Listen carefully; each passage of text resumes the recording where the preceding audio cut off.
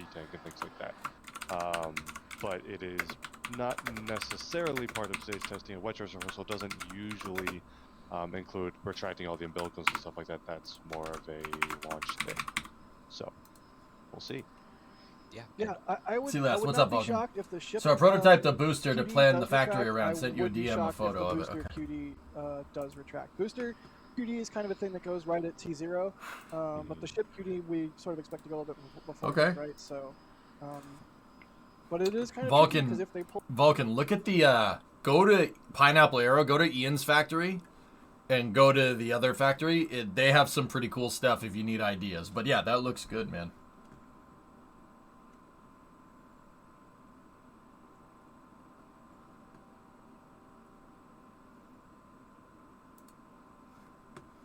All right, let me belt that off there. There we go.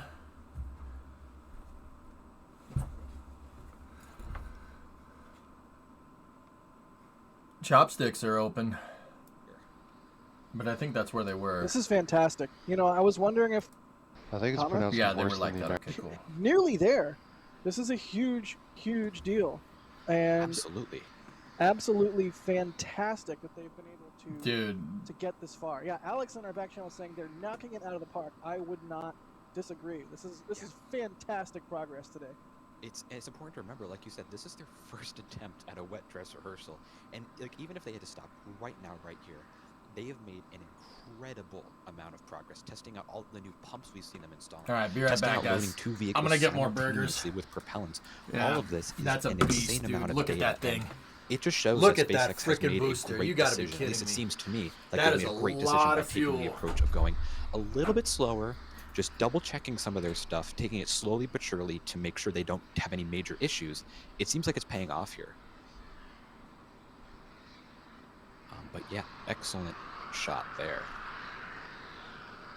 From Thanos Panda here, asking how long do we think it's going to take for the pad at KSC to be operational for Starship? Any rough guesses? Maybe even just quarters of the year, do we think? Are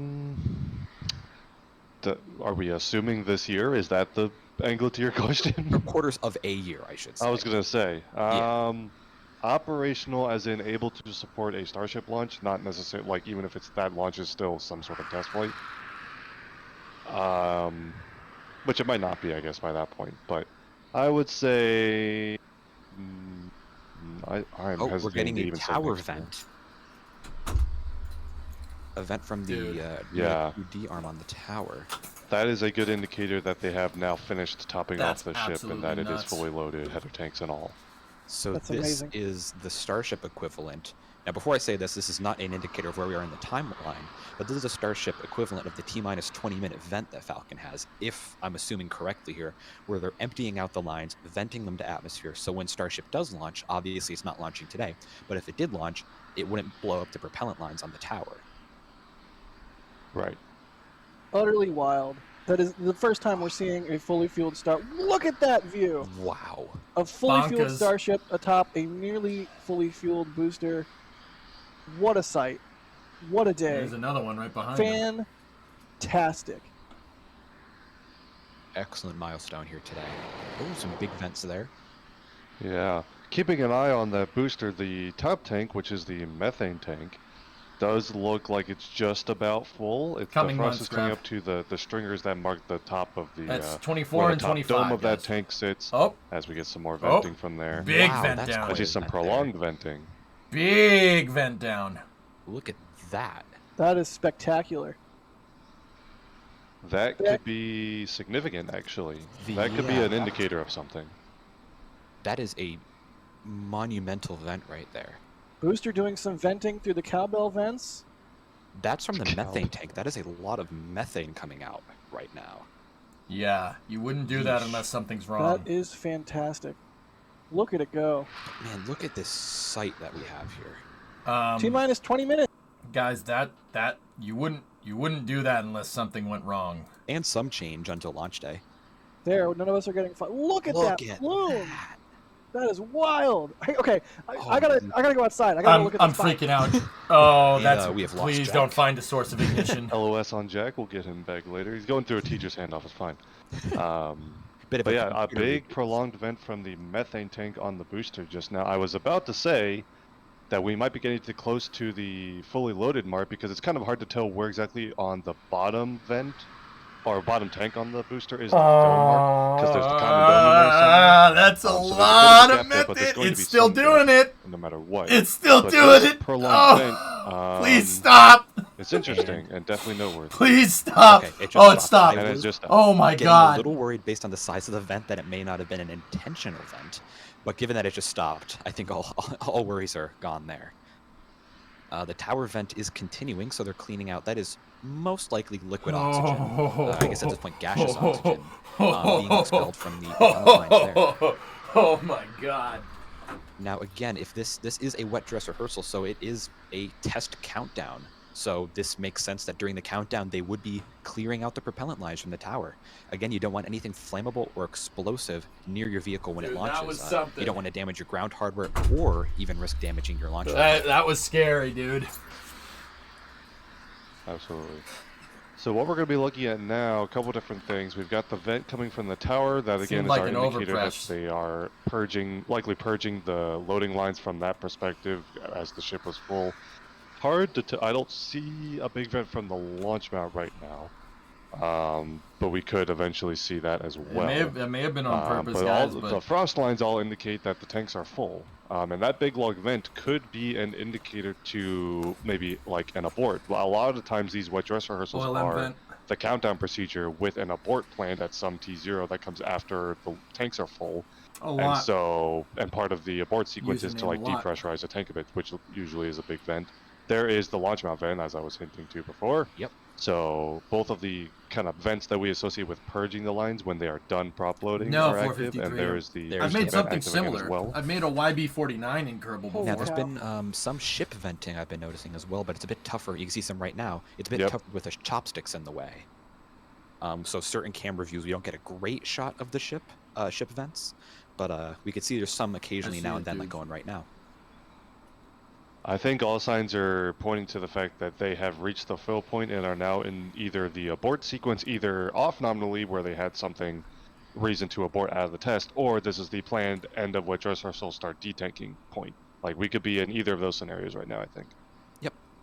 But either way, my brain is still not processing the fact that we're looking at a fully fueled Starship stack on stream. It's so weird seeing super heavy, pure white. That's dangerous.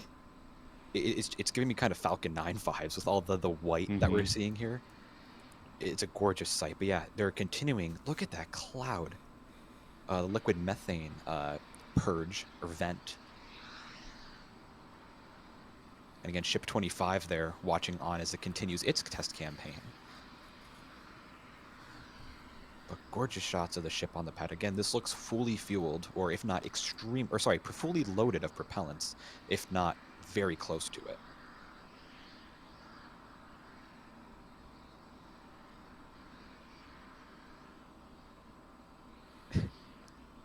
In the back channel, they're saying they're getting getting Saturn shuttle vibes. If anyone remembers the Saturn shuttle concept. Oh, jeez. Well, I forgot about it until just now. A beautiful monstrosity that I don't know if I love it or hate it. A wet dress rehearsal, Zenth, is basically going through a simulated count. That's what a dress rehearsal does. You go through the simulated count. So you could go through a dry dress rehearsal, or you go through in a simulated count on everything but fueling. Or you could go through a wet dress rehearsal, which is a simulated count down to T-0 with fueling. Hence the term wet. Wet dress rehearsal means that they are simulating a Starship launch sequence. Basically a full 100% test right down to the T-0, and then obviously instead of igniting the engines, they stop. And I will tell you that right now, venting that much methane is not part of that. Unless that was an induced test to test the methane abort system, which is possible, the real one when it goes to launch will not do that. It won't do that. You don't vent methane. You don't want to vent too much methane. Huge test. It's a big deal. And yet it... One, it's a terrible greenhouse gas. Two, if it finds a source of ignition...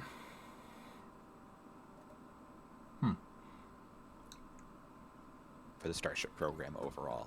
First full stack wet dress rehearsal of a vehicle. This is one of the last few major milestones on the hardware side that they have to do before Linus. the orbital Listen test to Ian. flight. Again, we really don't know when the orbital test flight is, in case anyone's wondering. It could be, next month or whatever, but this is a huge milestone and a big moment in Starship development. Ian didn't say what I thought he was going to say. Sure yeah, they have a methane scavenger. They have a scavenging system. It's actually over here. I think that's part of it. I know that's methane side, but I forget.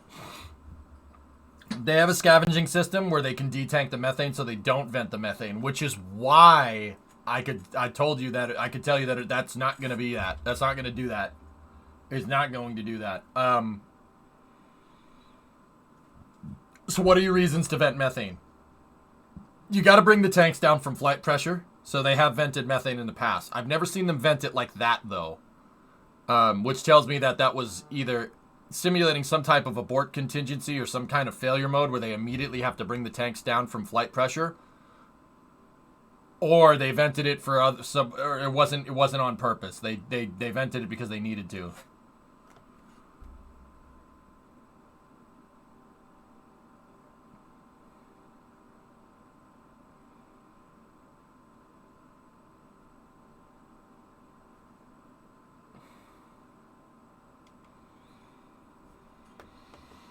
How many equivalent cow farts did it just vent? Yes. There we go. Ooh. Well, obviously Nick is not there right now, but this is from one of his cameras. Holy cow, what an You haven't seen it happen before because yeah, exactly. I mean, Rocket, so here, some other things to kind of take into account here, okay? So they did that huge induced vent right there, right? Or, I mean, it was a failure mode or not, I don't know. But I'll tell you this, it's a little bit creepy seeing that, but I'm leaning more on the side that was done on purpose. Because if it was an emergency vent, they would have dumped the LOX tank at the same time. If they were worried about overpressuring, the behavior that we saw where they dumped all the tanks all at the same time was SN4, and that proved to not work very well, but I don't know if you guys remember SN4. It did not.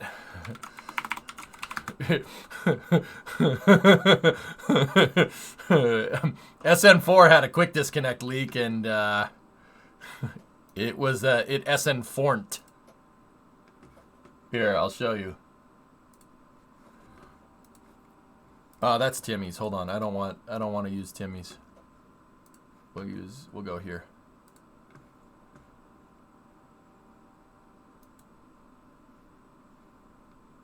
See how they emergency vented all the tanks? This is before they had the methane recondenser. Watch down here. They're venting the tanks. See they vented everything? We get it, you vape. And they kept the methane vent going.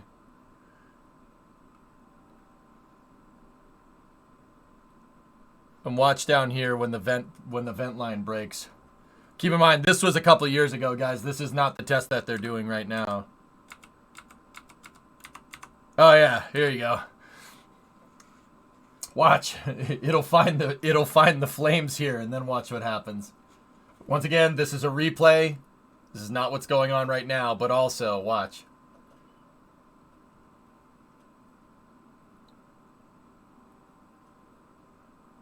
It looks very similar, right? It's very similar to what you just saw. Oops.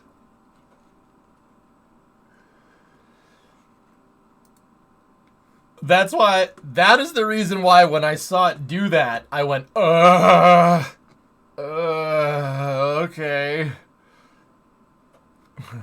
That's why when I saw that thing when I saw Starship vent like that, I'm like, I've seen that vent before. Discovery, go at throttle up.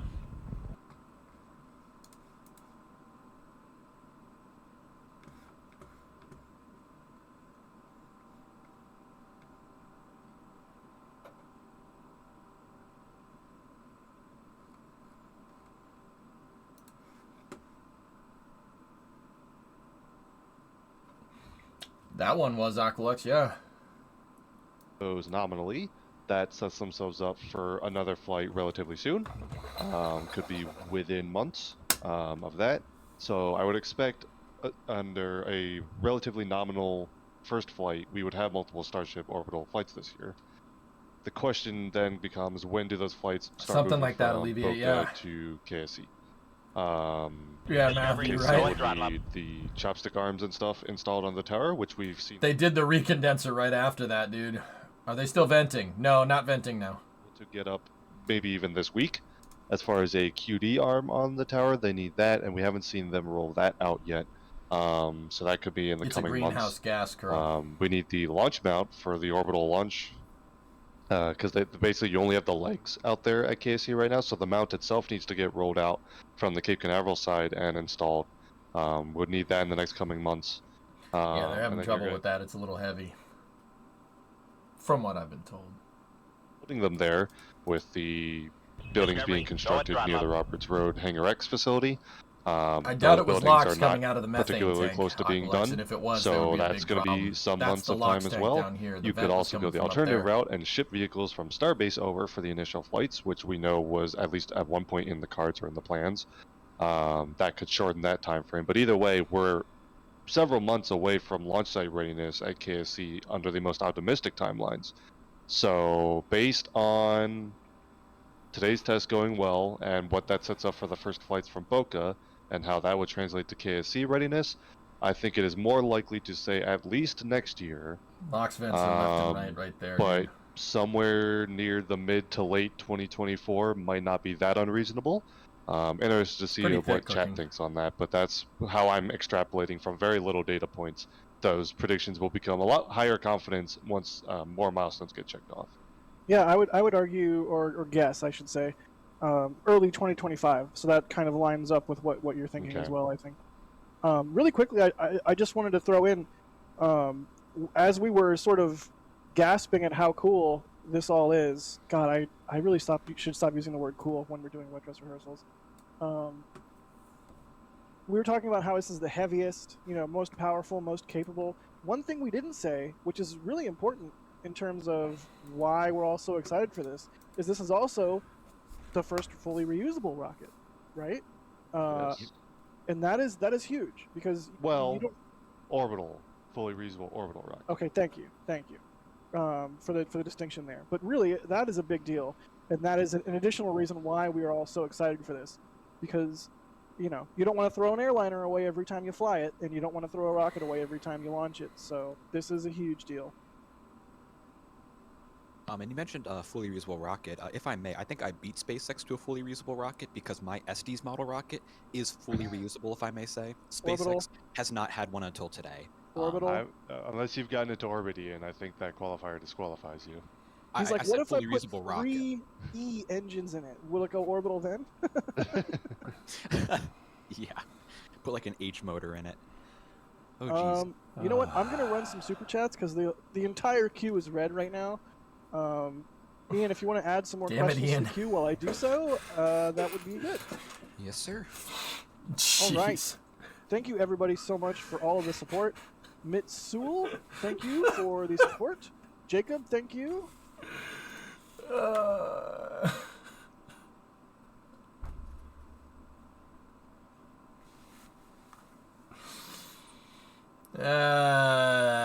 Ian was just being a pineapple. Hey, Sharknado Fredo.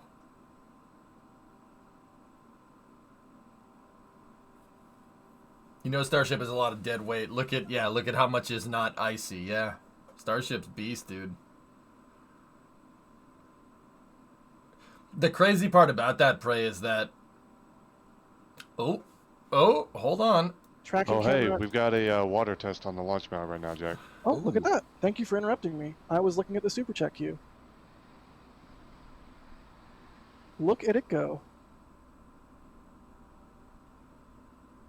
Huh. So that right there, now there's a distinction to be made there because there's like a fire extinguishing system and there's a water deluge system. And correct. What the system that's currently at the orbital launch mount there in Starbase, which classification does that fall under? Fire suppression, not deluge. Right. Not enough water for. But they don't have like a deluge system, right?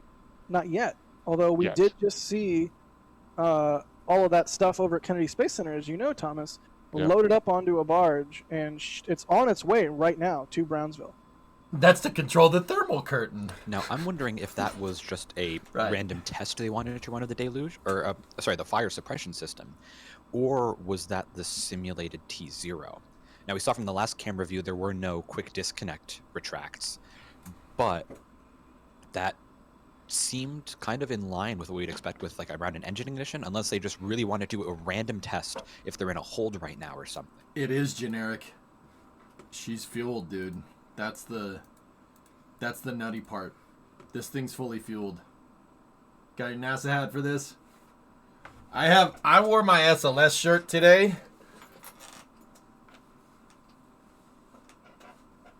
Yeah, I don't know why I did that. It was clean. That is not currently in the plan. Jim, thank you for the support. They're asking a complicated question about building a cold jet thruster drone in the engine compartment. Oh, that was inside of 10 seconds. To determine Screw the you, effects of launch Boxy. on TPS. That would be really cool. Like a little drone buddy to check the thermal tiles after launch. Well, that's what a wet dress rehearsal does, Miff. Yeah, basically, yeah.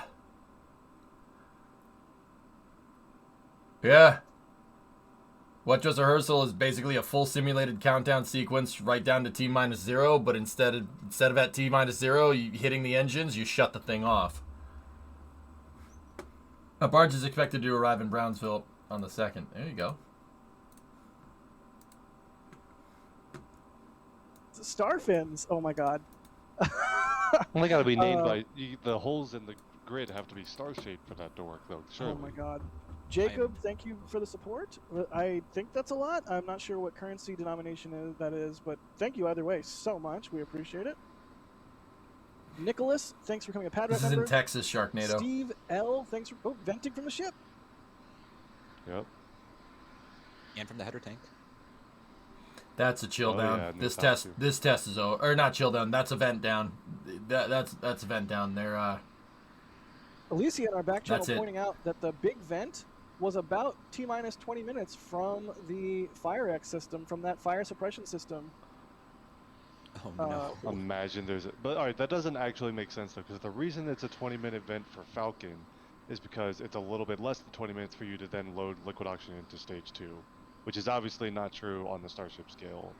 So surely that's a coincidence, right? I know, Zubdi, isn't it nuts? I'm never going to say surely anything is anything on a stream, because that's when things explode. That's, you know what, that's fair. He's got a good point. Serious. This is why we like Jack. Don't call me Shirley. Don't call me Shirley. No, okay, thank you. Beat ya. Oh, speaking of big vent, little puff there from the tower. Little Toot. Lil Toot is my rapper name.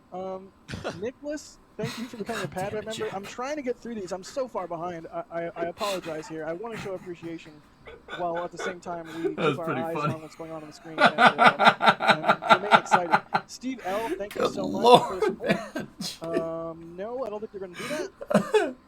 Chrome Penguin, thanks for the support. James Jack is excited, man. That's why I like him. They want a Jack's Ramblings podcast. Dude, I don't think anybody wants that. Let's re-examine that. Re-examine your wants there. That's pretty funny. Looks like the recondenser is going a little bit interesting. Dude, look at him go, man.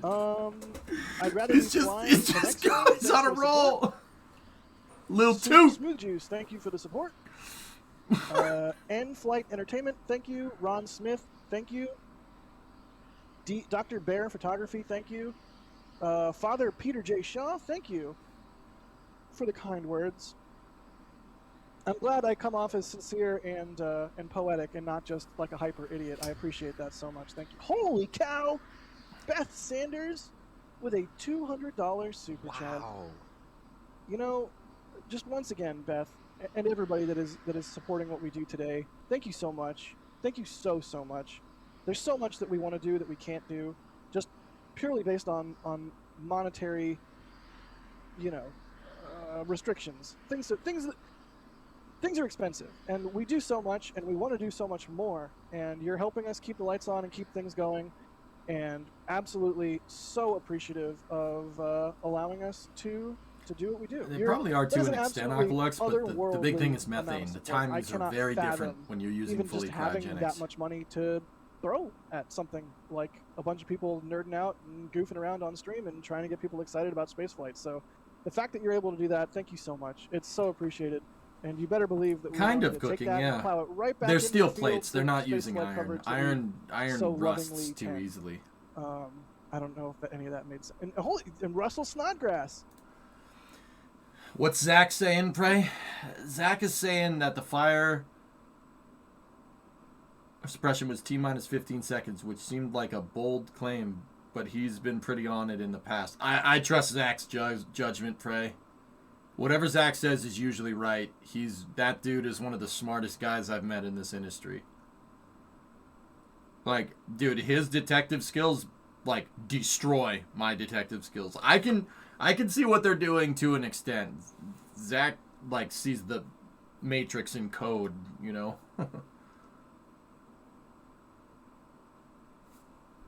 Yeah, Klein. Pretty sure they'd piss a lot of people off doing that. But the vapors are definitely going to dissipate, and ice, the solid ice that's forming outside will get shaken off, but the frost that's forming will more or less remain while the tanks are still full. And as they dissipate, the vehicle will be less and less frosty. Zach's good people, Rev. Should reach out and see if we want to hang. Thank you so much, Russell, and thank you so much, Beth. Thank you to everybody. It doesn't have to be a crazy $100 super chat. Like right here, Mike, thank you so much for the $2 super chat. Either way, whatever you can kick in, even if it's just hitting the like button or watching. I don't know, about 30 minutes, Alex, something like that. Brent Dean says hip hip hooray. Thank you so much. MZ says, guys, it just meters look like a giant lightsaber. Zach has a mechanical engineering degree and a chemical engineering degree, dude. He worked in the oil and gas industry for a long time, Prey, from what I understand. I think it depends on the exact flight profile, like where you're landing, how long you're planning on loitering. Nah, Zach knows what's good. Fluid, depending on I remember the first time he posted, somebody linked it to me. I'm like, wow, this guy actually knows what he's talking about. Thank you so much for the kind words. I know him, dude. So first of all, like I know him. He knows who I am. Like. I could shoot him a message right now if I really wanted to. Like, not to flex or anything, but I know Zach's good people. I know George Esvito, thank you for the support. Roseanne. Yeah, he's been in here from time to time, dude. Zach's the man. He really knows what's good. Alex Gar, thank you. John Deppner again, thank you so much. Jessie Bear, thank you so much. Saying, imagine being the first one to go to Mars. Did you see the people at Starbase have my shirt on? Cannot wait until we have boots on the way to Mars. And, people. Hey, 2020. Jacob Lyons, thank you so much. No message to riff on here, but $100 super chat. Y'all are really coming out today. Nah, Saruga, no static fire. It's a full wet dress rehearsal, so the thing's sitting there. It's fully fueled, in terms of, which is nuts. Creator. Everyone has already sort of spent their money on. Yeah, drummer, that was pretty cool. You guys are helping us to make January a good month and helping us to start 2020. Hey, Taradra, thanks for the raid. What's going on? Rabble. I will say about that. But thank you so much, Jacob, and thank you to I haven't gotten any DMs, JW. Supporting what we do. Here to see Rocket. Okay. I'm gonna run through. Okay, sorry. No need to apologize. It's all good. Mark Mons, thank you for so much. Saying it's amazing to look at the unchilled section of Starship, which we cannot forget is the. It's on one of the NSF Starship videos. And people that will be sent to space. Excellent view here to underscore that as well. All of this fuss and hustle and bustle and prop loading and hemming and hawing for that little bit of chrome there at the top, which will contain all of the space goodies. Kyle Baker, thank you so much. They will have taken the weight of the ice into account. SpaceX is smart. Kyle Baker, I just said that one. Thank you, Kyle. James Wilson, thank you so much. They're saying Mary should get the first plushie. I agree. Zach, thank you for becoming a Capcom member. We hope you enjoy the membership program and all of the cool perks, including the very best perk, in my opinion, which is the Discord access at Capcom level and above. Pop into Discord, say hey, and if you are so inclined and you play Kerbal Space Program, attempt to rescue my Kerbals from Eve. I feel like every time Kerbal comes up, Jack goes, "No one's rescued my Kerbals yet. No one's rescued my Kerbals please yet. do it." Jack, please. send me your save file. Just DM me your save file. I'll figure it out. All right? Ian, if you do it, I will personally Venmo you $5. Absolutely. Let's go. Let's see Imagine here. a space launch contract for $5. It's essentially a Save Kerbal several contract but in people. real life. Bro, Do you think NASA pays SpaceX and Venmo for the Crew Dragon mission? Yes. Like Elon gets a phone notification, NASA has paid you $39 million. You have broken Venmo. Pedro, thank you so much for the support. Bert, thank you for the support. Fernando, thank you for gifting 5 Red Team memberships. Be sure to thank Fernando if you got those memberships. Aruz, thank you for the support. God damn. John, thank you. Shouting out to Ian Pineapple. I'm just John over here, man. I'm RP463. just I watching don't the know if you know rocket. them or not, Ian, but I do not, but thank you, John. I appreciate the shout out. Ray, thank you for becoming a Red Team member. John Deppner again, doing Why I know, SpongeBob Jason, when you Patrick ain't was wrong. clearly the star of the show. I don't get it. We were talking about that earlier when I was running around like a chicken with my head cut off. Paul, thank you for becoming a Pad Rat member. Dean, thank you for the support and the more bacon comment there. Skill Biscuit, thank you for the support. Mark Suddens, thank you for the support. Plush, What's Zach saying?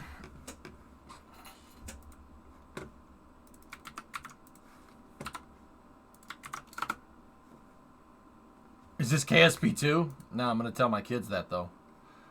Check this out before and after, showing the significant compression of the booster while under the full load of Starship.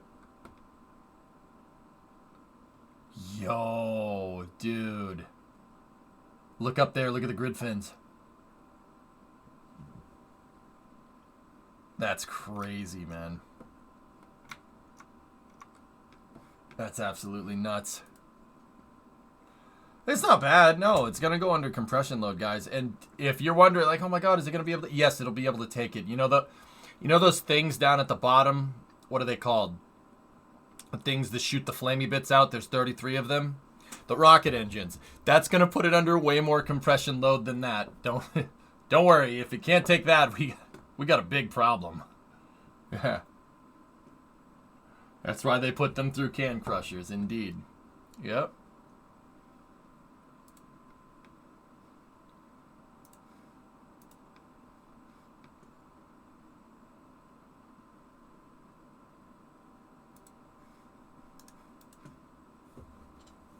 That looks like after Taco Bell. I don't know what that means, but all right. Majority of that is thermal contraction. If it was strain, it would have buckled. That's like a solid % of strain. Yeah. There is a banana for scale. It's over there. It gets stronger when it's colder. Yep. 2863.3, Panta.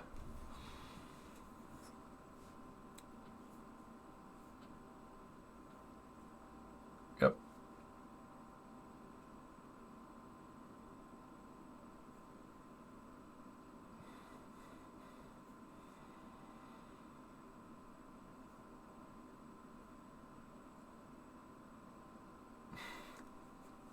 That's awesome, Alex. I'm glad I could help. Starship's fully fueled, Klein. Starship and Super Heavy. They're fully fueled. Hey, Linux, what's going on?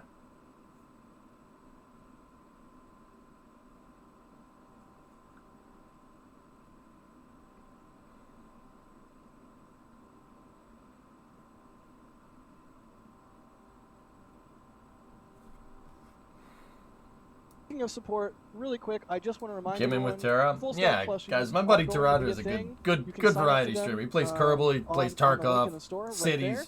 And Give the if guy a you wanna follow, get he's a good something dude. right now, because that is a sign up for when the plushies are available, which we're expecting summer 2023. I suck, don't do it. Right He sucks, now- don't follow him. Oh, sorry, it's nsf.live/plushie is the link. CSI was also spooked Not and the confused store. at the methane But purge. the Wonder if store they is a thing, overpressured. And we do have all Dude, it could have been geysering or something. Geysering or something, pray. the Destination Known collection. Which That's an if you ugly type plush. in Yeah, it Orbit takes one to 23 know in one, all caps, you mana. get 10% off anything in the Destination Known collection. You're an ugly It's got a super plush. cool Easter egg there, Got like 'em. Mars and the Moon, because that's Got the 'em good. destination that's known. We've got all kinds of stuff. We've got the metal prints. You're like, we just put Nick's yeah. picture up in the store. That's available as a metal print. Super Yeah. cool that she was able to capture this moment in history with that image. Very, very awesome. And there's, of course, that image of mine from Sunrise. And there's a whole bunch of other metal prints as well, whether it's, Artemis or the Rocket Garden or Falcon Heavy. you know, whatever you want to go for, it exists, and we appreciate everybody's support. Whew. Maybe you could get some of these really, really cool metal prints. All right. Maybe you could get some of these really awesome metal prints of Falcon 9 landing. Oh, yeah. Oh, yeah, look at that. Look at that metal print. Sorry, say that one Look more at you time? can see my lights. It's great. Yes. Oh, yeah. That is a good Yeah. idea that I got these from a guy. Also, We got these from a guy who got them from NASA spaceflight, okay? Or, sorry, the subcoolers. Weird flex, but all right. Yeah, So yeah, do we think they're proceeding into detanking? It almost looks like the top of the methane tank there on the booster is starting to. I'm just a dude get playing a less dude frosty disguised there. as another dude. What else have you gotten recently? And we're certainly far from done. A detank. What else have I gotten recently? How about a open source engine control unit for the 97 and associated wiring paraphernalia to hook it up? Ugh.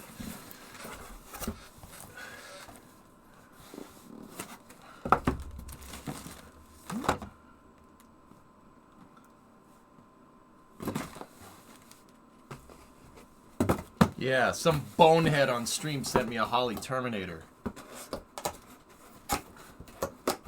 Don't do this.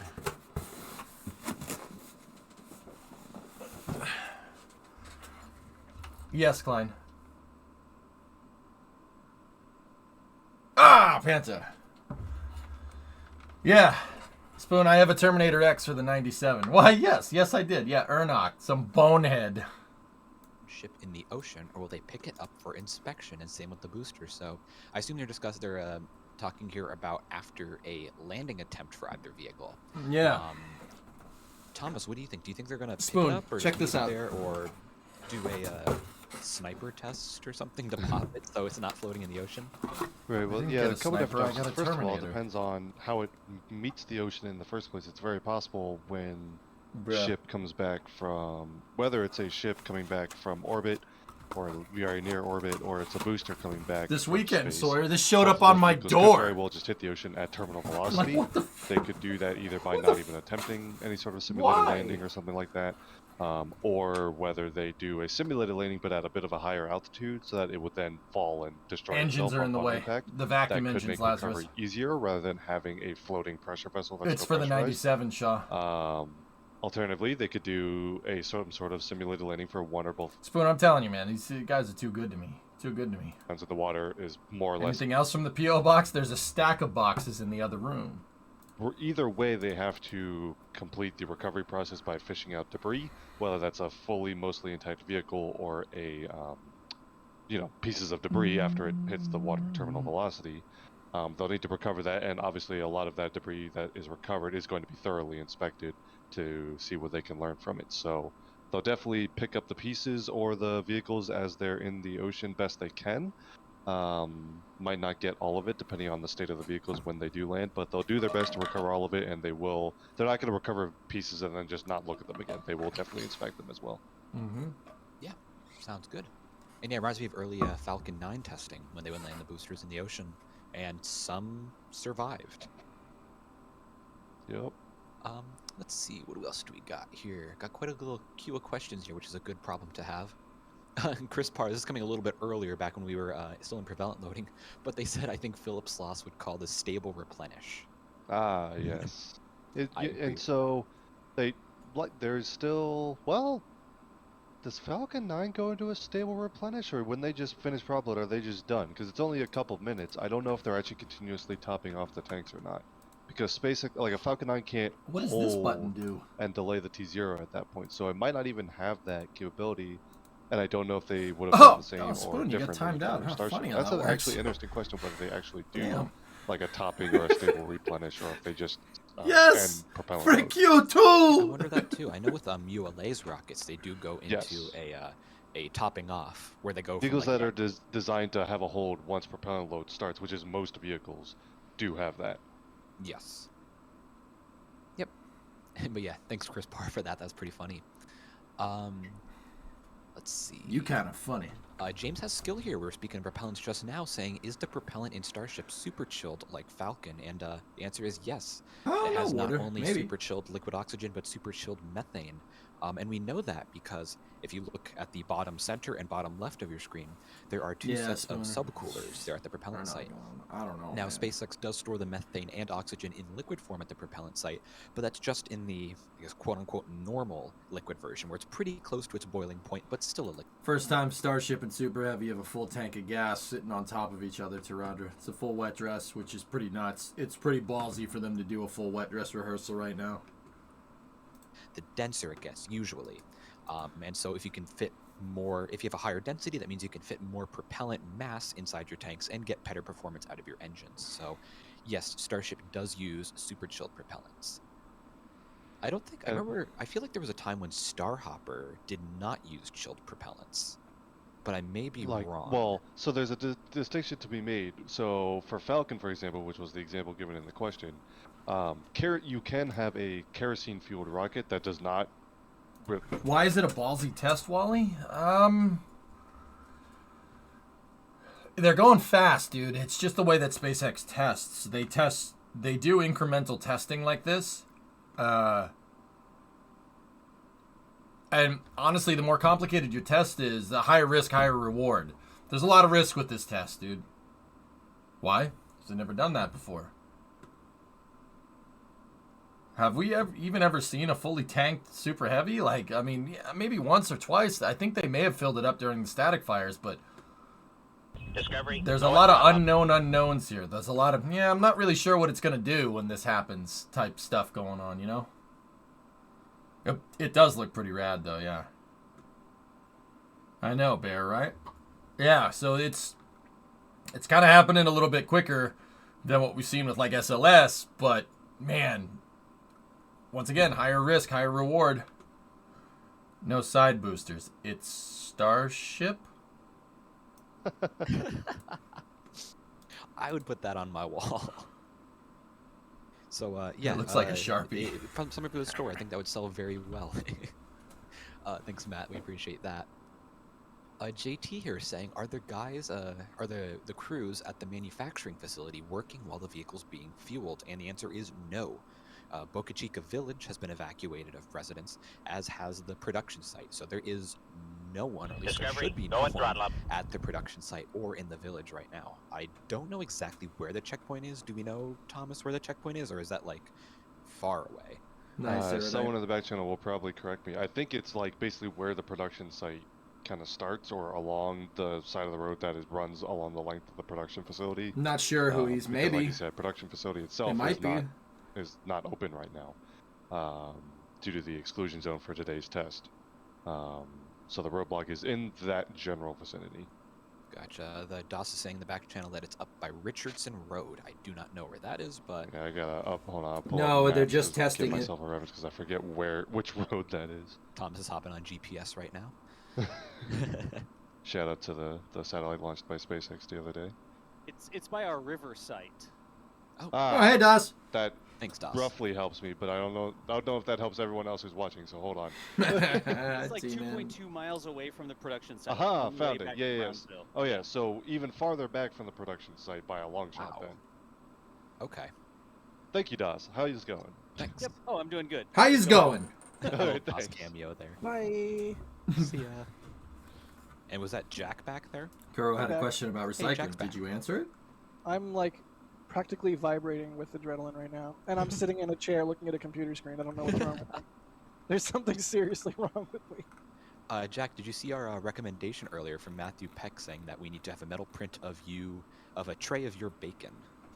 Yeah, it's in the members Discord. So I mean, you know what? What's Feel your free to question, download that Kuro? and get it printed however you see fit.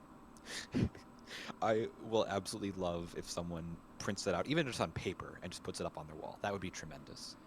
He is Toronto, but Let's he's see what else we restreaming got this. here from Ches. I don't know. I'm not sure if we can really answer this, but do we think that the vehicle will ascend with the heat shield side up or down? So I guess facing the sky or facing the ocean. And I'm gonna go on a limb and say I think it'll be heat shield. You up, being similar to the shuttle, sarcastic, Toronto? so that Oh, when that they do never have cruise happens. eventually, they won't be pulling negative G's and won't kill the crew through negative G's. What do we think? Yeah, negative G's bad. Very bad. Yeah, I don't. Well, okay, I mean, you can we all know. I clicked we all on it know about- already, for Aerodite. some amount of time. It's not Yeah, but gonna like- kill you. Yeah, but when you pull positive G's, you black out. When you pull Wait a negative minute, G's, you red out. Aerodite, And, look. That link that you just linked, did you link to a still of Rickroll?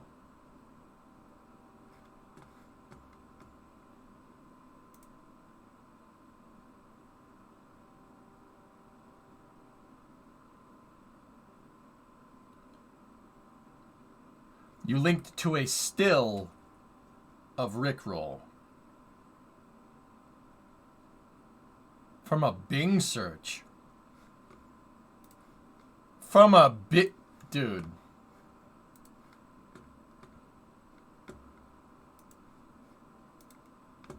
I don't need to say nothing else.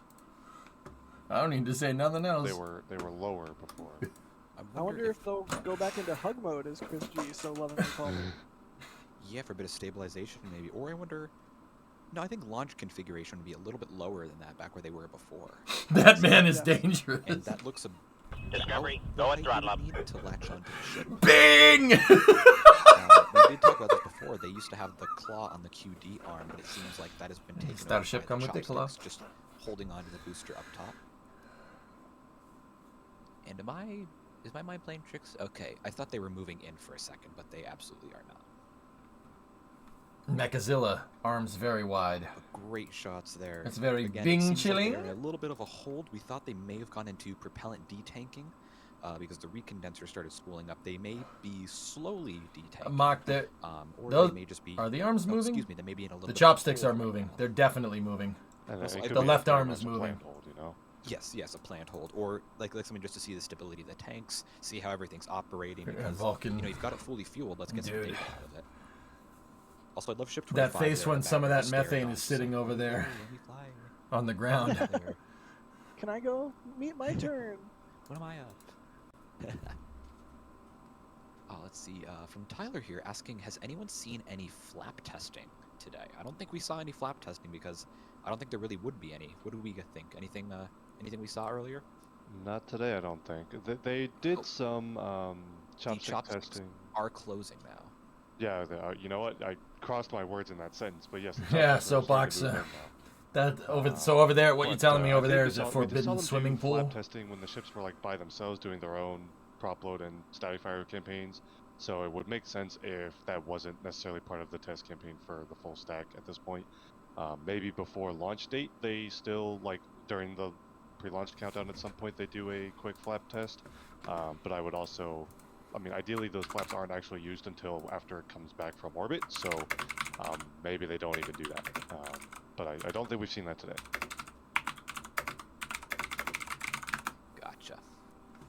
But yeah, the chopsticks coming in, that kind of gives me a vibe that we may be coming close to detanking if they'd want to hold the vehicle stable. What is a wet dress rehearsal? Okay. Wet dress rehearsal, guys, is basically doing everything but launching the vehicle. You go through a simulated countdown, fueling procedures, everything until T-0, and then you hit the stop button instead of the go button. Not that there's buttons, but you get the idea.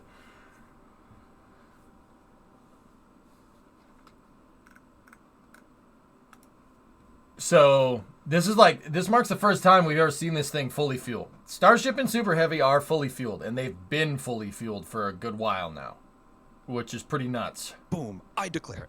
I did bang my fist on the desk, but it's like a soft mouse pad situation, so there was no sound. Can we buy Jack a gavel? You won't even be able to hear it on stream, but just for the Oh mental. my god. Has anyone accidentally launched it during a test? No. We can see the chopsticks moving in there, slowly but surely. Now again, this is likely to, not likely, this is pretty much certainly to Hey, just the keep the spacebar's ship a button, stable during Supercraft. propellant detanking. Great shot there. It seems like they're coming up on the end of the test, which is a very good thing. It seems like they got most, if not all, of their objectives met today. Which Yeah, that's again, kind of is where I was going with that, is Rocket. this Yeah. safe to call it successful wet dress rehearsal? Maybe, maybe not. Well, you could say that because they clearly got as far as they did and that's farther than any previous test for the full stack for sure. It is a successful test in the way that they definitely made progress today.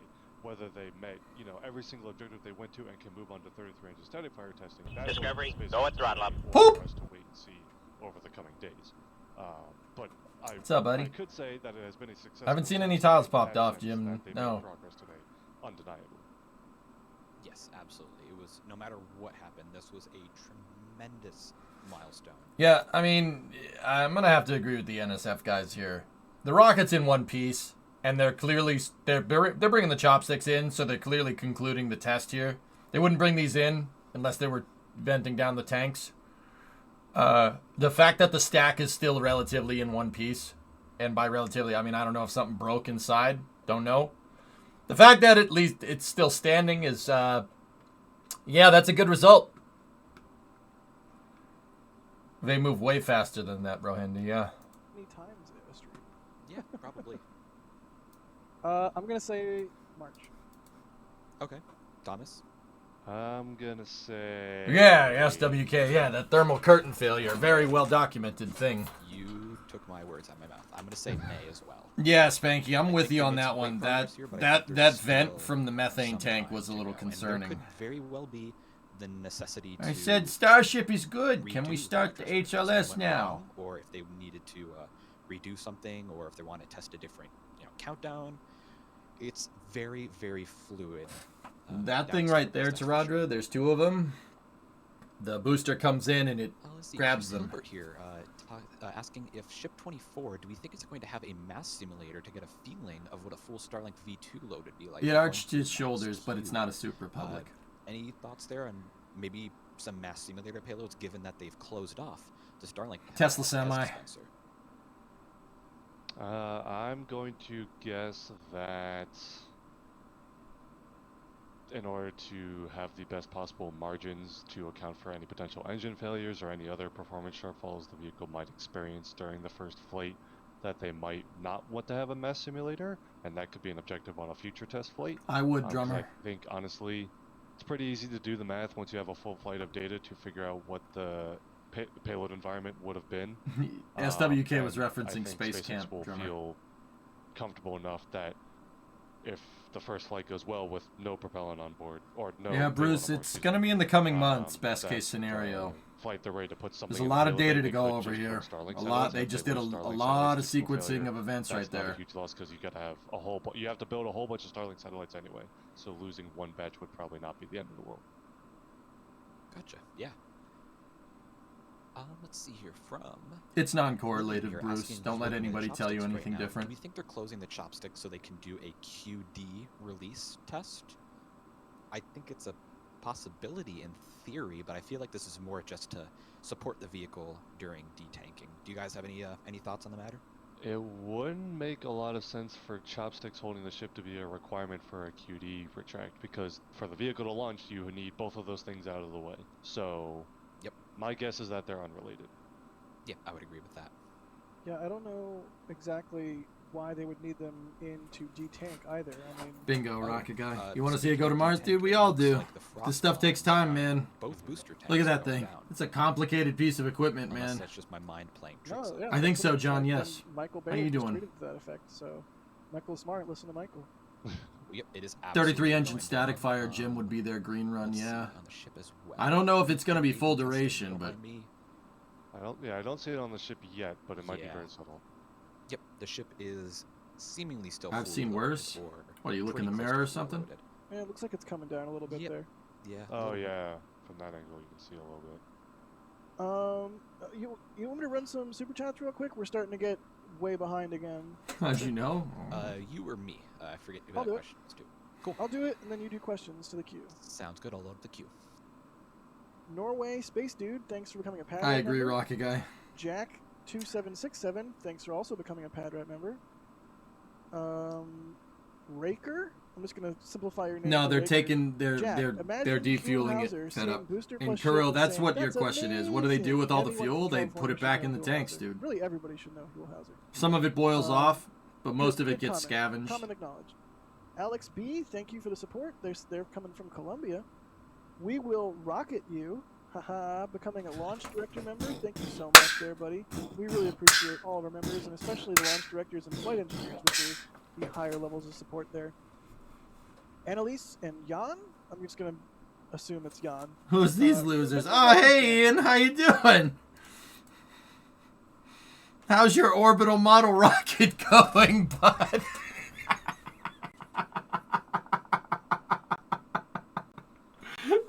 Shut up!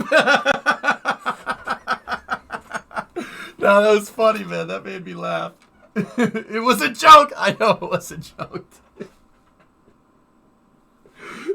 Dude, Jack was on a roll, man. He was making me laugh. Like, I was trying to stay focused on what was going on. He kept making me laugh, dude. Mick Borneo, thank you so much for the support. The Easy Cajun, thank you so much for the support. Dude, I got some engines, dude. We'll send one to space. I got some right here. Just wait for the static fire. Send And this if you're sucker not to space. subscribed to our Let's do it. channel, definitely make Jack's sure a legend, you do. dude. He's a funny guy, man. God, I can't believe I'm gonna say. Hit the bell so you get a notification. See, that's why we like Jack right there. Vast, the Gap. Thank you for the support. Ed Hill, thanks for becoming a Padrat member. Month or so, Zabur. I'm not even gonna guess how to say your name. I would absolutely butcher it. They say they can't order the towel though. Currently unavailable. Do you ship to Bulgaria? Store team. Ho. Lyubomir Slavilov. Okay, we'll see if I get an answer for you there. Great name. Terrace, Very thanks for the support. strong, They say when Starship strong lands in name. the water, is it just ship? Yeah, what I that's want to know right, is Jim. will Starship Uh-oh. float or sink when it lands? You Like could if it check lands easier, successfully I and get rid of my softly, beard all the will it time, float or Jonathan. sink? Because I kind of feel like it would float, Oh, yeah. which is sort of wild. Let's see, Ference. What's up, Ference? I know how to say your name because you're a long-time listener. Devada and Shevchenko. watcher. What's up, Ference? Thanks for joining. You're an old-time tank watcher, old school. Yeah, Ian, Thanks for the give me support, Jack's everybody. save file. I'll Admiral get those Obvious girls back. asking, will SpaceX sell Starship like the airline industry? I doubt it, but it's fun to think about. It immediately makes me think about Starship in different livery, like with like a Delta Starship or an American Airlines Starship. I guess it would be American Space American Lines. Star Lines. Space Starlines, lines, thank you. dude. Star- Oh, I'm American in. Star Can we Lines. have this, Call it a please? Starliner. That's the future I was. That's already That's the future I was Copyright promised. strike. Yep. American Space Marvin, Lines. thank you for the support. They say, will the chopsticks be in the same position for Starship's launch as they are right now? That was 17 minutes ago, probably before they Pan moved on and Am. hugged Bring the back ship again. Pan Am. I think so. Bring back Pan Am. Where do you expect the second Starship tower at Cape Canaveral? No idea. Oh my God, Thomas, They are. that's amazing. They are on I you. stole that off Google. Don't give me credit for that. That's beautiful. I love it. I don't know how to feel about that. Can we get an all-yellow one for Spirit? No. No. What's wrong with you? Spirit is the It would act look of like a words. huge What's wrong with banana. I wanted to say that to see your reaction. Well, there you go. I haven't buddy. seen the test I bit, hate but I it. heard about it.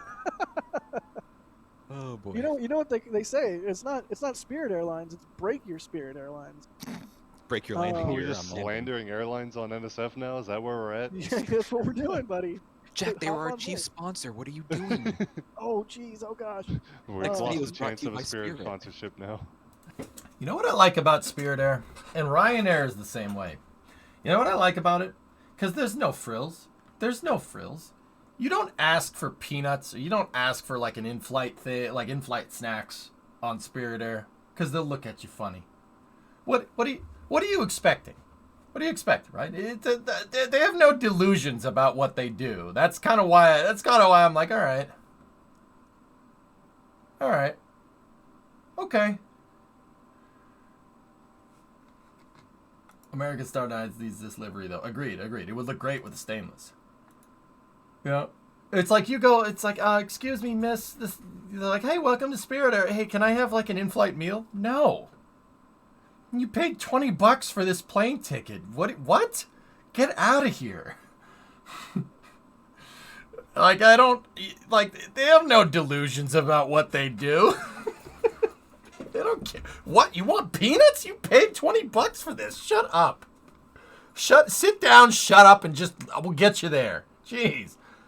Days, weeks, and however long it takes them to do all of that. It's condensation, Zabur, man. Space Watch, thanks for the support.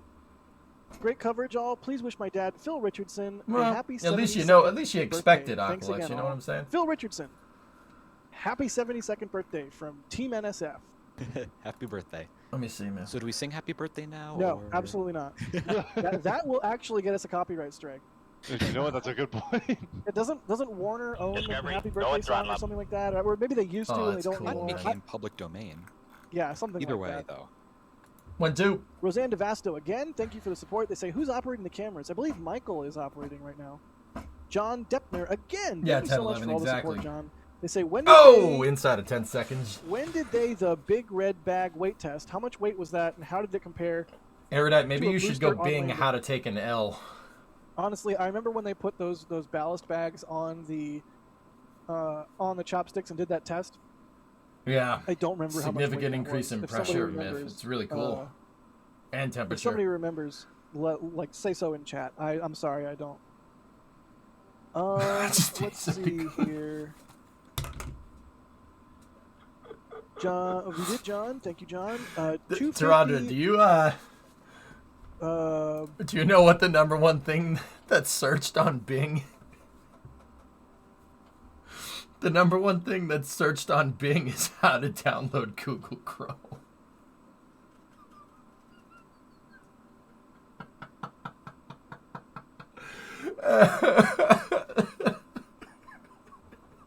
That's really funny, man. I'm sorry. I don't mean to laugh, but that's really funny, dude. There and hope for the best. Oh, Cross your fingers, man. cross your chopsticks. I don't know. Don't cross the Cross your chopsticks. It's Don't like the cross the screen. chopstick. Yeah, don't cross the chopsticks. Don't cross the Ran- raptor plumes. Randy Knudsen, thank you for the very generous super chat there. Eric, thank you for the It would support. be chilling. El Mad, thank you for the support. Can we put a Starbase KSC on its own camera full time to watch the progress? 4-way, not good for phone or iPad. Thanks. That is above my pay grade, but maybe you get like a TV for it or something, or put it on your TV. That's probably best there. You can also like pinch and zoom on the video on YouTube on an iPhone or on whatever phone you choose to use. M. Zinner, thanks for the support. They're watching from Frankfurt, Germany. That's very cool. Keith, thanks for the support. Micah, thank you for the support. They say probably the only person at my gym who requests watching this while I work out. Thanks for the marathon. Absolutely, buddy. I'm glad you're working out and being healthy. It's definitely. I'm over here eating a pound of bacon. You're over there working out. Makes me question my life choices. Anyways, Nikon's in space. Thank you for the support. Nikon webinar. Haha, I get it. Yeah. And William Wells, thank you for the support. Asking if both QDs will disconnect before the engines start to protect them from falling ice from high up. Artemis has foam, so no danger to QD. Only flame doors. That would make sense. What is my I expect purpose? the ship Download QD to Firefox. retract Oh my god. before launch, and I expect the booster use QD Bing to too. retract I don't basically use at Bing. launch, but rapidly enough that falling ice is not a problem. And finally, I Bash knew this Coder, day thanks would for the support. No, SpaceX has not confirmed that they have fulfilled the 75 remediation tasks that were assigned to them.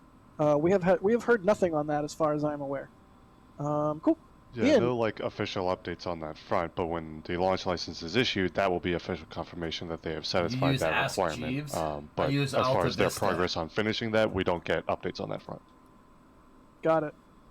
Ian, you want to do some questions? I'm going to refresh my Topo Chico here. I will be right back. Bing gang. I don't know what that means, but sure, Jack. It's spicy water. Oh, I prefer normal water. Space Podcasts here saying, will Lycos. SpaceX install rings between Jeez, the outer, Wally. mid, and inner engine groups for shielding, like with Falcon 9's Merlins? And I think the answer to that is they already have. Is that right, Thomas? Haven't we I got seen Game But not Cast. between like the rings of engines. Like each shut up, individual man, I can't engine, afford it. they're developing shields for the engines, right? I think there is somewhat similar to the Octaweb. They have an actual like shield, I guess, circular shield to go over the engines. What am I trying to say? I don't know. Well, so on Falcon 9, the engines are kind of compartmentalized, where if one engine fails, any sort of explosion that comes from that will be contained to that one engine.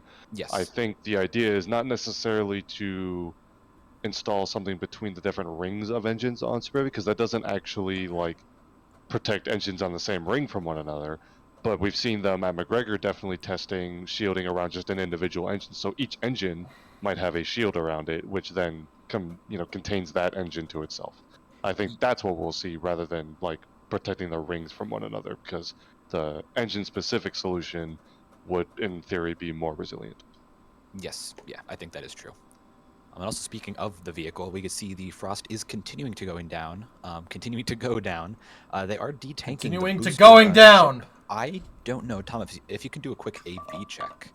I can do that. Give me a second here. It seems like the ship is full or mostly full of propellant still. The booster is significantly going down, though, about 2 to 3 rings down on each tank. It looks like the ship's going down a little bit, maybe. A little bit, not as fast, but granted, the booster will take much longer than the ship, so maybe that's just kind of a timing thing.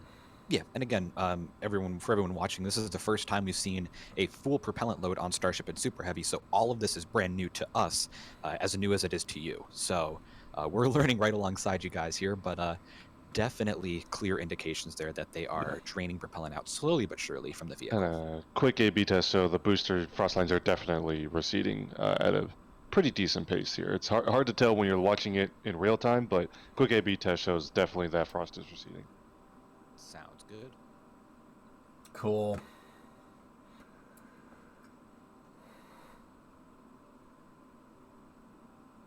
What a beast, dude.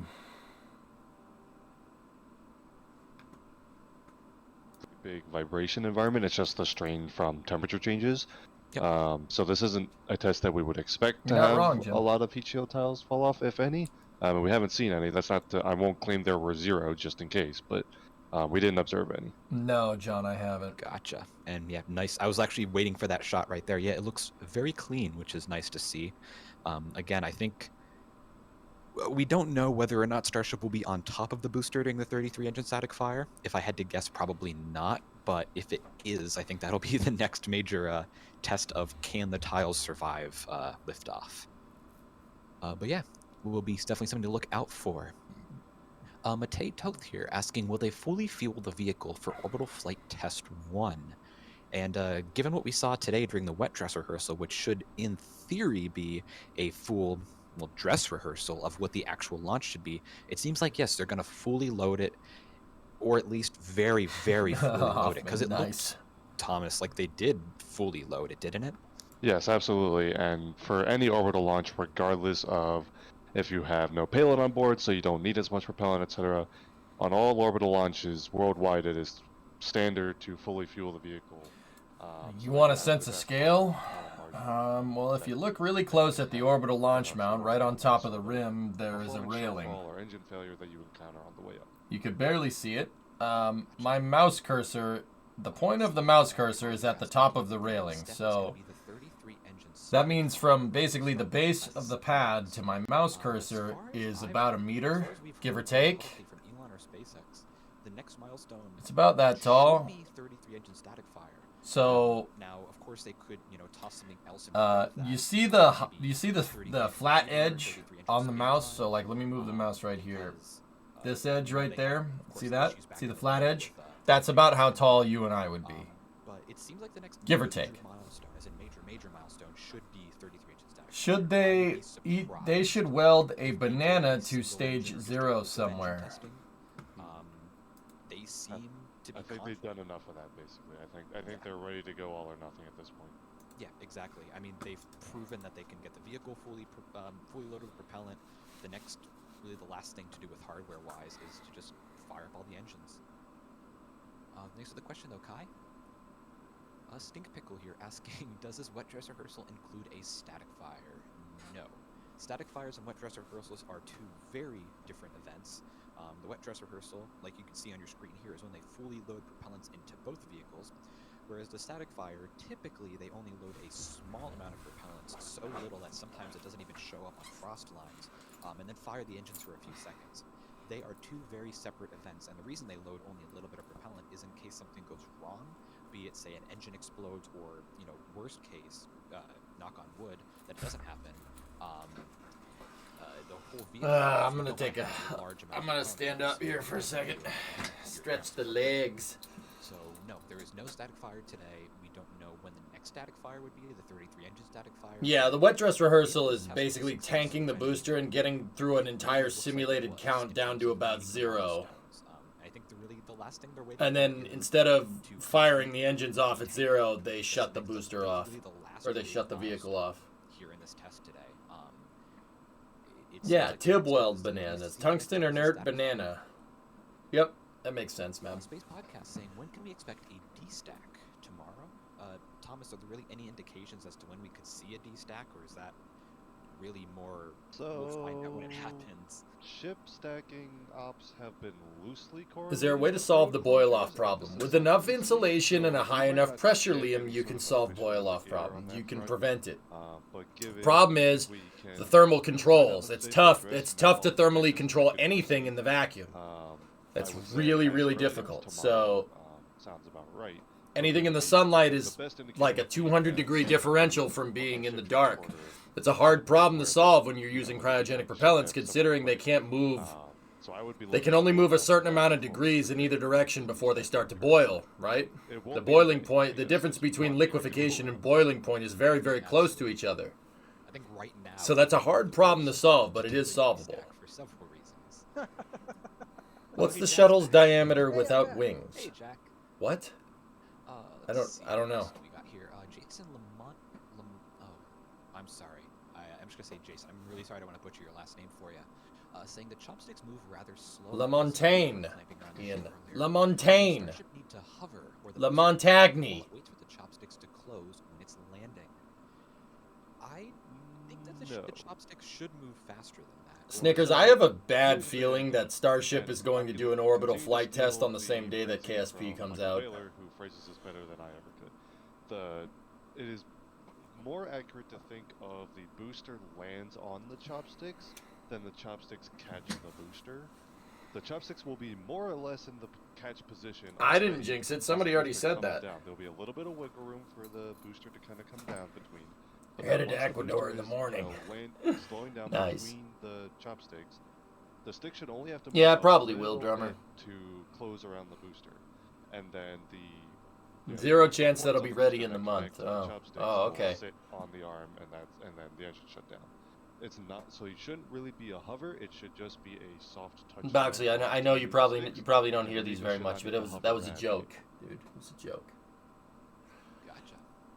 Yeah, that definitely seems to be. Yeah, definitely would be cool though. Planning perspective, having to close your chopsticks on time. Any plans to go down there? Would be a nightmare. Nah. From every perspective that I could think of, so that does make sense. So Bing is cringe? I don't care. Use whatever search engine makes your little heart happy. It could be related to that as the pressurization. You seeing all this snow? Plus I don't. The tanks as they detank. It's possible that. Well, let me go outside. Let me go take a look. Let's see how much. Search engine shame him. Let me see how much I got. Give me 1 second. So, alright, so I'm going to backtrack and say it's probably not required for detanking, but it's simply like it makes sense to do because you need to do it eventually. It's probably not a complete requirement simply because if the vehicle was completely empty and they went through the full prop load process without needing the arms, then, as they partially pressurize and they prop load, that shouldn't cause any structural issues because they did it filling. It shouldn't be much different detanking. Yeah, unless they do it in a different order. There are ways it could, but I would suspect that's not necessarily a requirement. I would assume if they are doing it to support the vehicle, it'd be more just like, hey, just in case this is your first time let's just play a little safer than we would need to, so you don't, damage our flight articles. Plus, I got about an inch. Actually, yeah, if you think about got about an inch outside. That's about it. Artemis 1 first. Cape, dude. These vehicles are both ground pathfinders as well as, the flight vehicles. These are going through testing all the ground support infrastructure, testing wet dress rehearsals like right here, engine static fire, but also they're intended for flight, so you don't want to damage them. Maybe play it a little more carefully than you will, say, a year from now with future vehicles. Yeah, it'll be gone in the morning, yep. Yeah, while we're talking about SLS, this is not meant to throw any shade. It sincerely is not.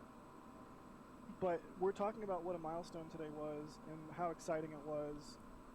And it really is remarkable that they were able to conduct this test apparently so flawlessly on the first try, when famously SLS had, so many issues with hydrogen leaks and whatnot. Obviously, no hydrogen on this vehicle. It's methane fueled, not hydrogen fueled. You have Very 3 inches. different. What, Forlorn? Is your snow However, multicolored? You still, probably the fact shouldn't that they touch were that. able to knock this out on the first try is quite impressive. Is absolutely quite impressive. And again, that is not to throw shade on the SLS program. That is a remarkable achievement. I'm not trying to take anything away from. I'm offended, Jack. I just want to put. I'm offended, Jack. Oh. Absolutely remarkable. What a great day. So special. I'm not offended at all. I'm just going to be a broken record. Wasn't Starship originally supposed to be hydrogen? But Nope. Really remarkable stuff. My snow is just yellow. Is that okay? Update. SpaceX has extended today's scheduled road closure from 8 p.m. until 10 p.m. They've added 2 hours to the end of the scheduled road closure today. Good to hear. That wasn't the question, That though. That's Thomas? interesting because it should not take 3.5 hours to detank this vehicle. So I'm wondering what they have planned for that, unless they're gonna try and destack today. Oh, that was the grossest thing I've ever heard in my life, Mason. But that is Unless I'm just really overestimating how quickly detanking will take. Oh God. Plus, you got a half foot of snow? super safe. Dude. Nobody heard that, right? Did anybody hear that? I heard you say, "Oh God." Nothing. Never mind. Are we? Is this relevant to a bet we made like a couple weeks ago? Oh no, I know what But happened. I think we're still at 0. I think you've saved it.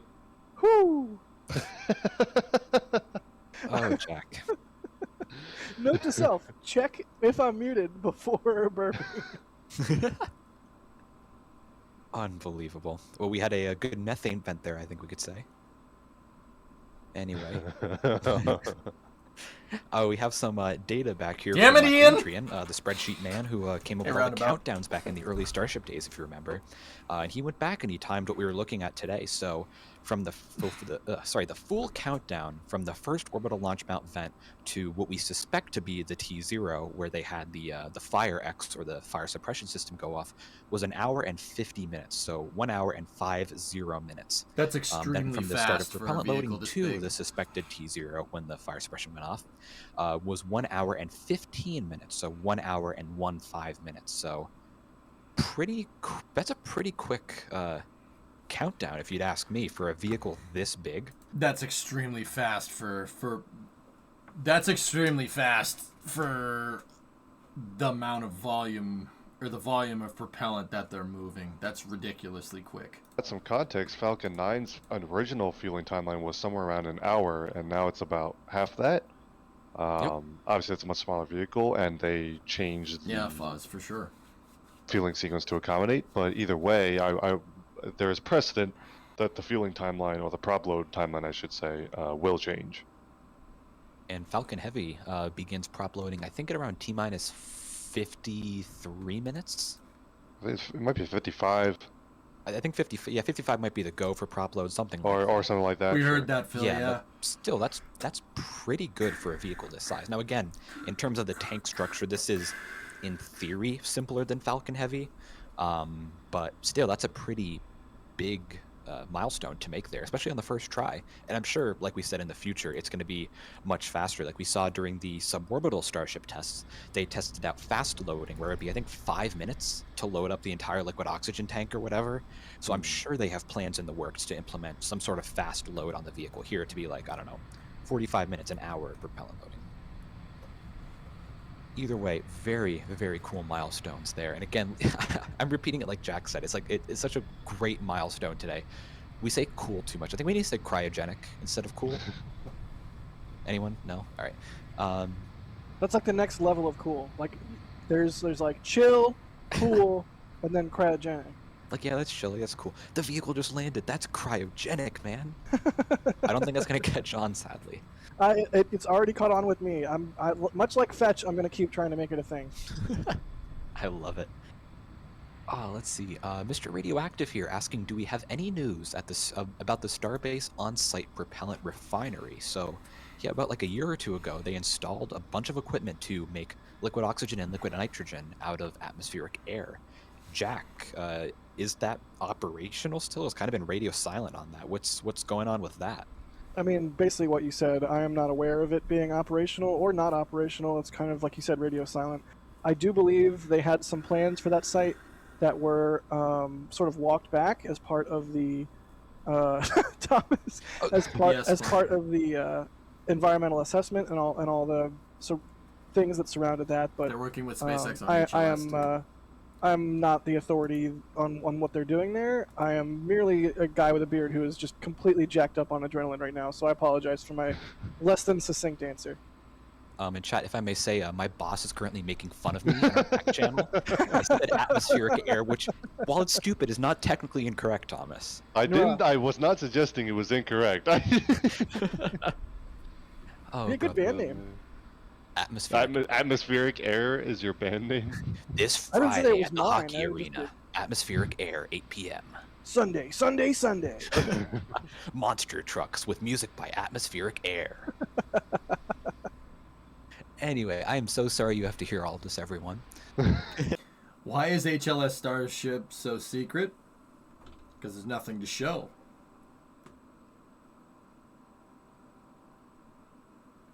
Nothing to show. So Erudite, you guys have seen, like, okay, let's take Kerbal for instance, okay?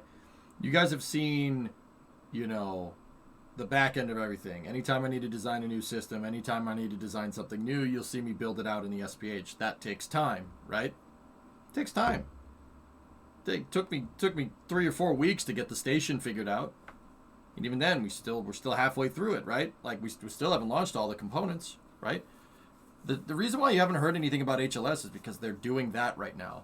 They're designing it, and once they design it, it has to. So they're in a preliminary design review. I think they're in PDR right now. I forget, but they go through a preliminary design review and then a critical design review. And once your critical design review is done, that means that's when you start fabricating components, and then you got to do a qualification test, and then you go through all the different steps of testing all the way up until launch. That takes time, and we only really are going to hear about the big steps. And right now, if you're going through CDR, they're in the SPH designing it right now, dude. That's the big thing. The ship seems to. That's why you don't hear mostly anything. full, but coming down. So again, D-Tank is in effect now, and I'm interested to see. We just discussed a few minutes ago what the timeline was during fuel loading. No, don't worry about it. I'm interested to see what it's like during fuel unloading. So that might be interesting to see over the next, I don't know, hour or two, once they get to a completely empty vehicle. But interesting to watch, though. Still some venting from the booster methane tank. It seems like they're just depressurizing it a little bit there.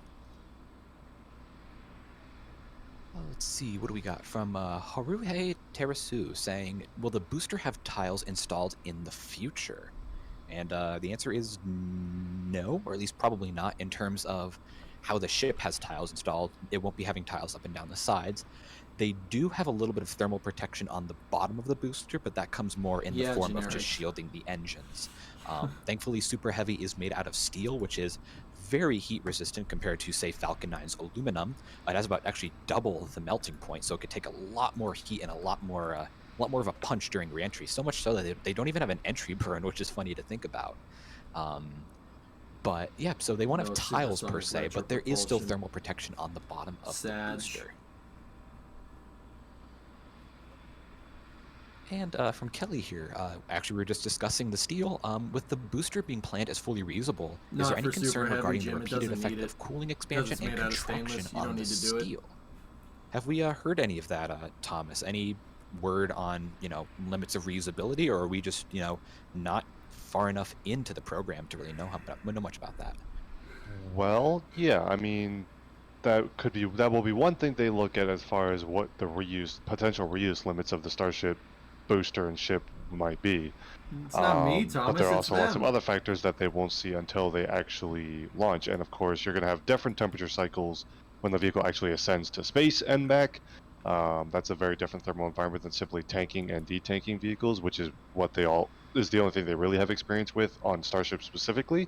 They also have data from all of Falcon 9 reuse, which, while the materials and the propellants are different, that will help them know what to look for, and will give them some relevant data that they can then compare with the Starship stuff. So they'll get much more data on that front once they can get a vehicle back.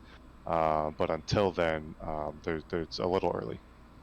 Yep, and I think it's good to compare it to pretty Falcon awesome, 9 here, because SpaceX has learned a lot through the recovery and reuse program of Falcon 9, to where they can now, refurbish boosters quicker, they can fly them faster, they've made refinements over time, and I think the same will happen with Starship as they learn how the vehicle works. Because a big part of engineering, you can design a vehicle, you can design something, but you need to learn how it works and how it behaves. That's another big step in, using what you've built.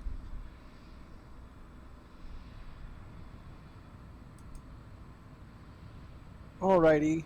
Well, really quick, I do want to mention that if you're wondering what's coming up next, we do have a video that we put out this morning. It's the Starship Road to Orbit video. And mods, let's get that link into chat. We will make sure you guys get that link and are able to watch the video and answer all of your questions.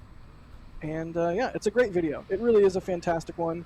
Adrian hosted that, and I think Ryan edited that one. Super great video. Very proud of it. So definitely be sure to check it out if you haven't watched it already. If you have watched it already, watch it again. Why not? Refresh your brain.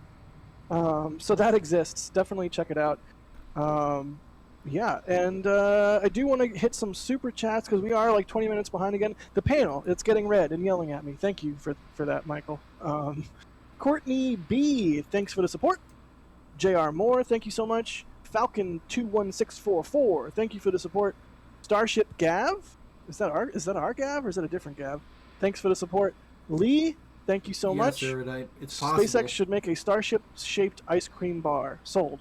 Wait, is that like a bar that you go to and they sell ice cream there, or is that like a ice cream, like a confection that like is shaped a bar like of ice cream? Yeah, I need clarification. Maybe it's a Starship bar, where you go and get. Anyways, Starship Gav asking, thank you for the support again. Asking what they do with propellant after use. They recondense it and they put it back in the tanks, but some of it boils off, so they don't recover all of it, but they recover most of it. Mary Old Elf, thanks for the support. Nice and cringe. They say, where's the control room? It's just up the road from Starbase. I think it's at the Ad Astra School, which is like a SpaceX-owned school in Mission Control. I'm not quite sure.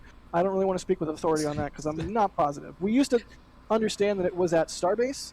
Yeah, go ahead and laugh, Ian. I know. I was about to say, I think it's funny, the terminology. The Ad Astra School and Mission Control Center. I keep saying... What a combo. I keep saying Starbase and not Stargate. Yeah, Stargate. Thank you, Michael, for that. Used to be in the Stargate building, is no longer there. Thank you, though, Mary Oldell, for the support. Jay Flaherty, thanks for the support. That did you hear that scared me? Burps, not ruds. Chain, thank you for the support. And JRS, better, thank you for the support. Yeah, Houston, I know. We've heard this voice before. Air and Space Museum this decade. I suspect not, just because they're huge and it would be hard to get one there, but wouldn't that be cool? Outside. Wouldn't it be nice? All right, anyway. Fellas, I'm just going to take a quick stretch break. I'll be back in a second. I don't know. I'll leave it to the NSF I got guys. maybe 2 hours of sleep. I woke up at like 5 a.m., and yet I am so jazzed right now. Coming up on 12 hours awake. Jack, you're going to crash hard in the next few hours. That's always how it goes with these things. With Artemis, with all sorts of rocket events, we go hard and we have a lot of fun, and then it's at a certain point the adrenaline wears off and sleep time happens. And boy, howdy, is that a good sleep when that does happen. Look at that engine chill vent going. Interesting. I was about to say, yeah, that thing is flying. The ship still has quite a bit of propellant left in it. I'd say over half. Or it looks like the methane tank is pretty much zero, but the oxygen tank. The frost I'll add can a be conditional deceiving. to that. The frost is definitely, receding for sure. But it's worth noting that, especially detanking, the frost is not necessarily an indicator of where the propellant is, because once the tank is full, the tank is very cold, and even as the fluid starts to drain, the tank remains cold, which is why the frost doesn't proceed in one, uniform line. And so it's probably not great to like you can't super accurately estimate how full the tank still is based on the frost, because the frost will remain long after the propellant is gone. Because the tank itself will still need to warm up, and the air inside the tank is still cold. So it's hard to tell exactly how full the tank is. All we can tell is that the detanking is happening is because the frost is receding.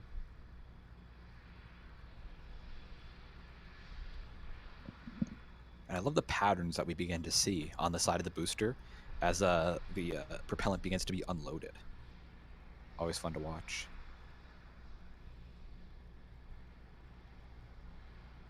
Oh, let's see. A quick question here from Melting Rocks into Metal saying, did we notice any major differences between this tower and the one at KSC other than the slightly shorter chopsticks? Well, one I could think of right off the bat is with the one at KSC, they built a lot of the systems into there. So say the electrical wiring, the chopstick rails, the platforms, the elevator shaft was already built into the tower segments before they transported them over.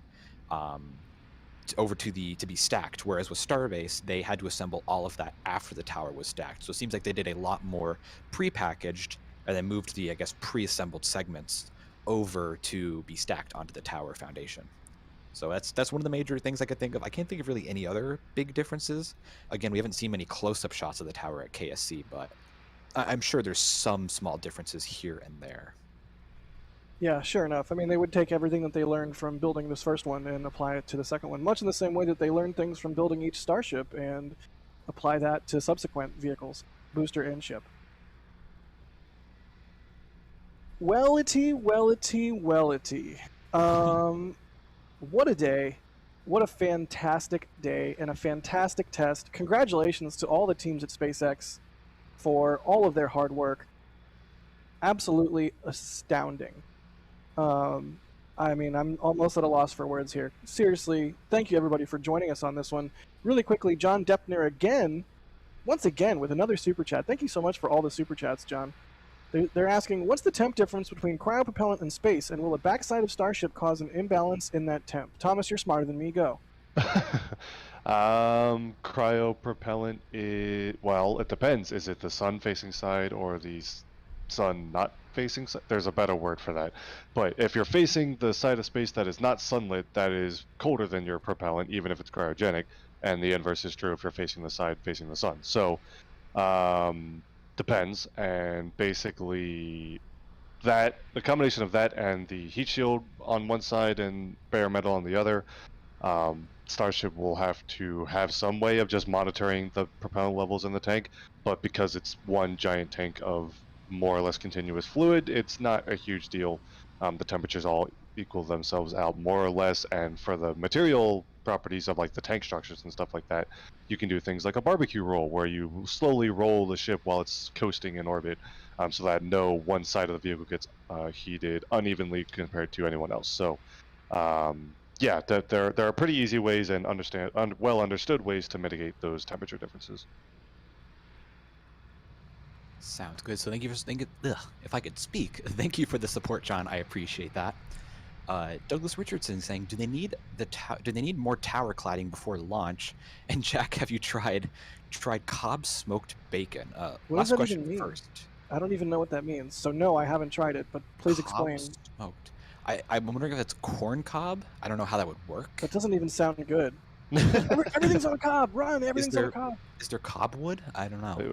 Well, all right. If you like made bacon, you like wrapped corn on the cob and bacon, would that be good? It sounds like it would be good. I mean, Ian seemed to have a different reaction. Everything wrapped in bacon. I physically reacted from that. All right. Very cool. And then we also have one more super chat here from the Geeson saying, when my son was being mean to my daughter, I called him a broken fridge. He looked at me all confused. What? I replied, because that was not cool.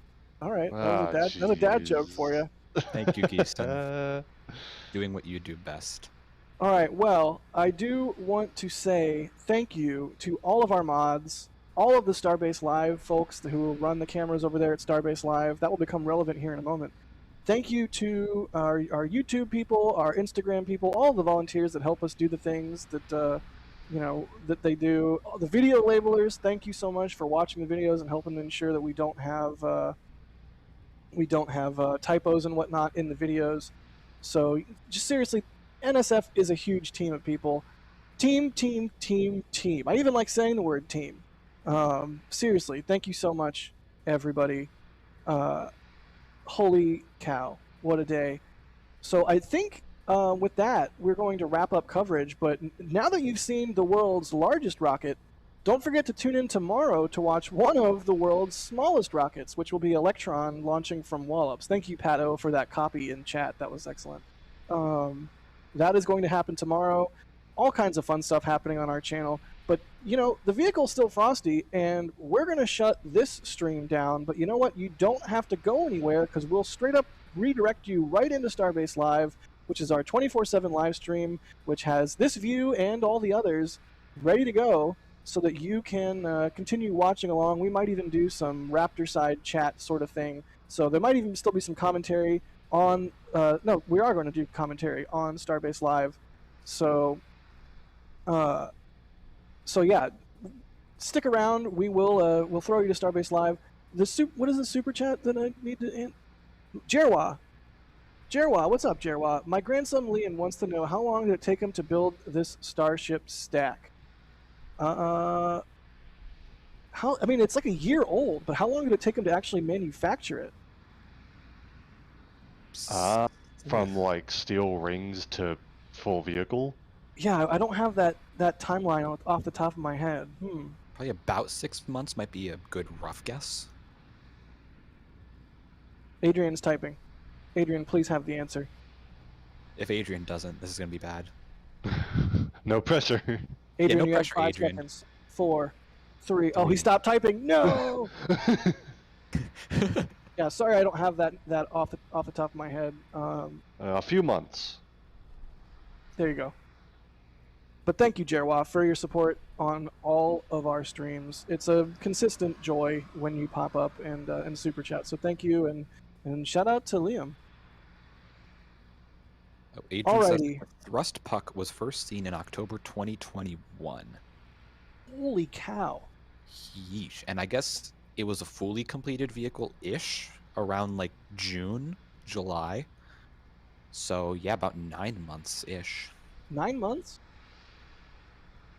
No, geez. Ian, you dropped the ball, buddy. All right. 9 months. Yeah, 9 months. All right, thank you. With that, we will throw it to Starbase Live. Ian and Thomas, thank you for being on the stream with us. Thank you to all of our other commentators. Let's all go hang out at Starbase Live. See you later, nerds. Well, in like a second on Starbase Live. Bye.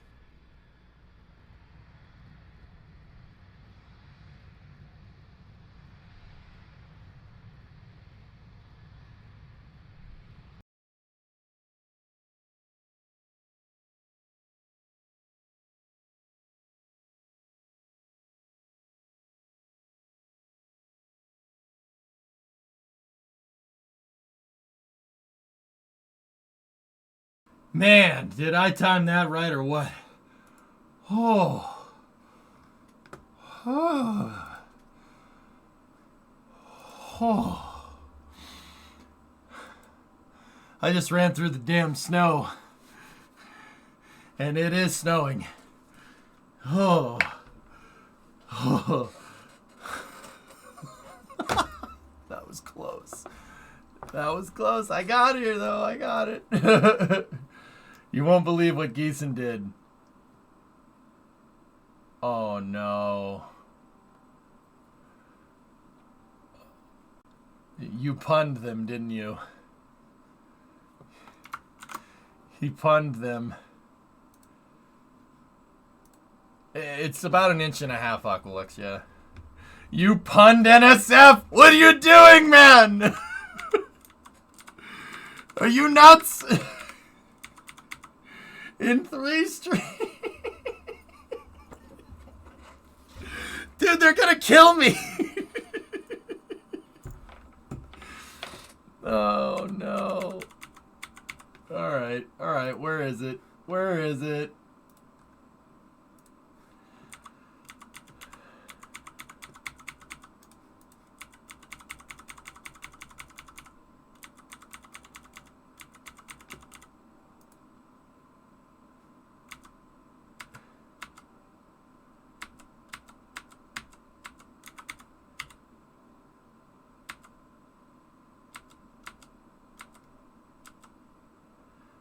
Where is it?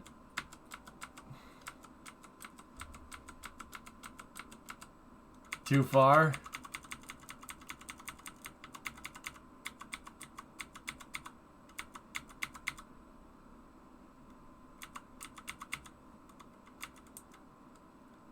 It was the last super chat. Oh, okay.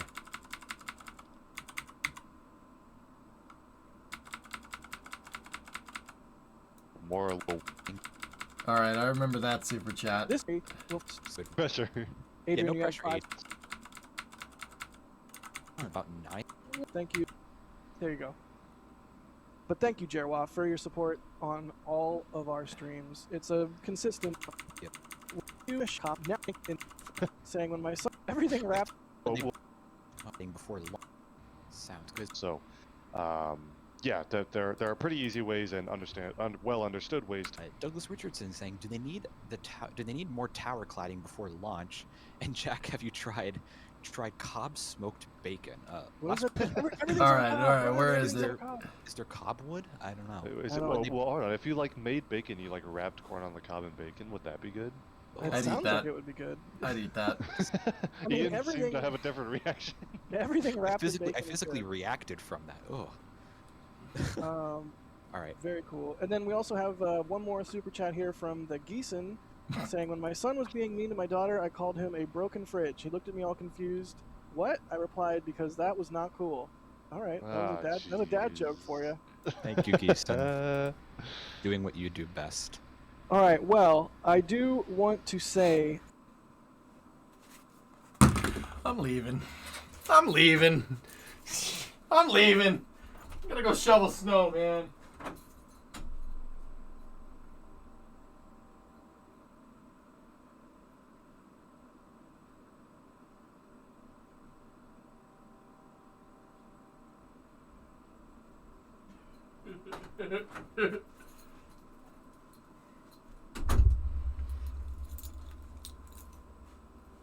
All right.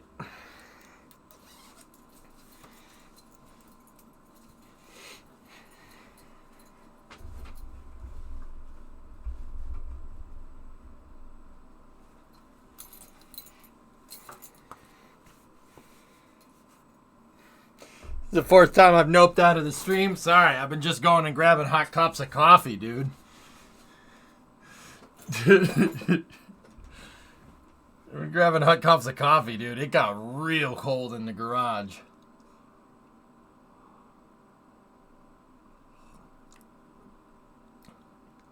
You know what, dudes? I ain't blaming you, I'm blaming chat. Alright, that's fair. You know what, dudes? Snow doesn't really bother me anymore.